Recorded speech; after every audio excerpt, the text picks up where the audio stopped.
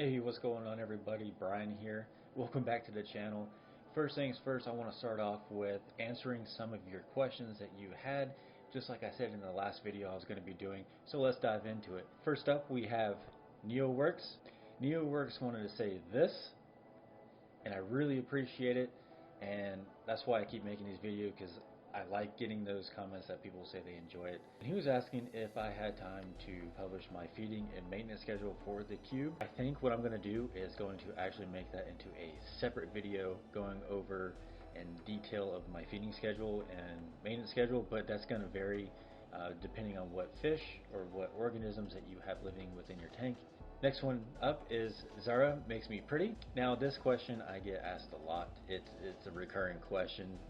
I'm always answering it, but the skull rock came from Jester6 on Instagram, or on Facebook he's called J6Jester6, and I'll link that down in the description below. Next question is coming from the pods video, the benefits and how to add them to your tank, and it's William Peace Jr. and they asked, how many do you add to your system? And I said, well, I mean, I don't see any harm in putting a little extra in there, or I never had any negative effects.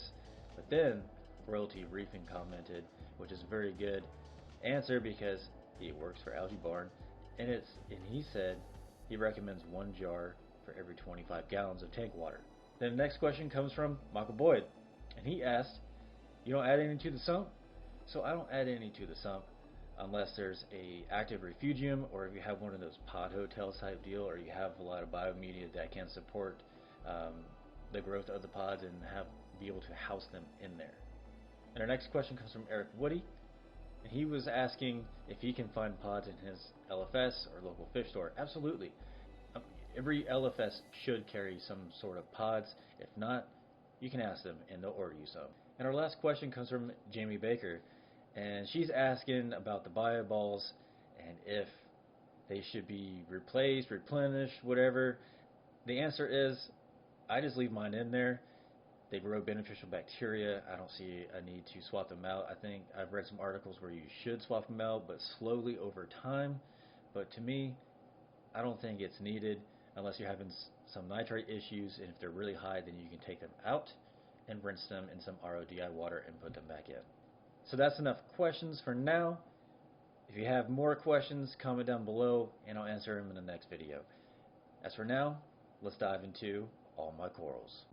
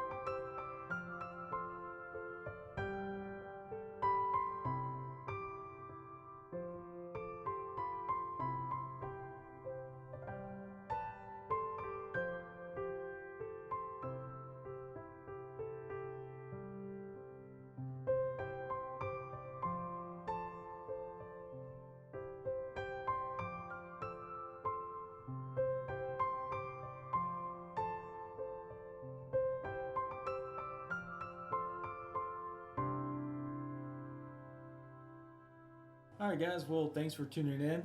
That was all my corals in my BioCube. Well, except for maybe about 3 mushrooms were hiding. They like to do that. They like to dislocate themselves and go behind the rock and just hang out for a while.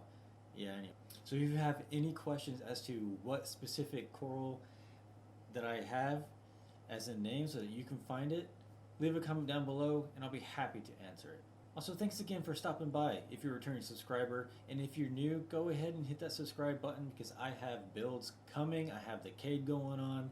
And I plan on doing a lot more videos breaking down this BioCube a little bit more. So this was the introductory video to all my corals. And then eventually we'll be diving deep down into each separate coral. Thanks for tuning in. Saltfish TV, out.